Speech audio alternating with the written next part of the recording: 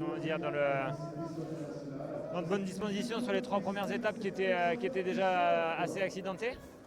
Voilà, après le chrono c'est pas forcément un exercice qui me va à merveille, donc j'ai perdu un petit peu de temps hier par rapport au général, mais de toute façon le général c'est pas forcément une priorité, donc bon c'est pas dramatique.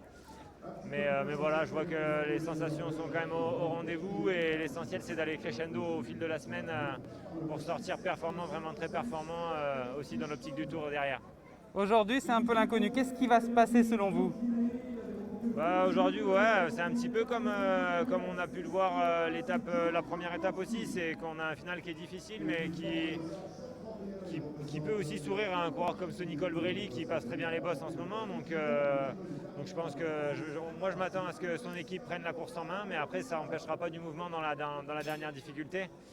Et voilà, après on voit aussi que depuis le début du Dauphiné, les échappés vont quand même souvent au bout aussi. Pas forcément parce que le peloton les laisse aller au bout, mais parce qu'il y a des hommes très forts devant et qui arrivent à résister de fort belle manière.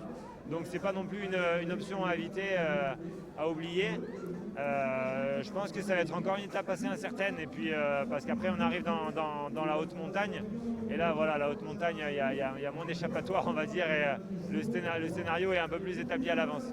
Si échappé il y a et si vous êtes dedans, combien de temps vous imaginez qu'il faut avoir au pied de la dernière bosse pour espérer survivre? Je sais pas, vu la descente derrière, je pense que 2 minutes ce serait suffisant. On connaît le théorème du 1 minute aux 10 km, donc c'est à peu près ça je pense. Mais il n'y a pas de règle vraiment établie, on l'a vu ces derniers jours. Merci beaucoup, bonne chance, bonne course.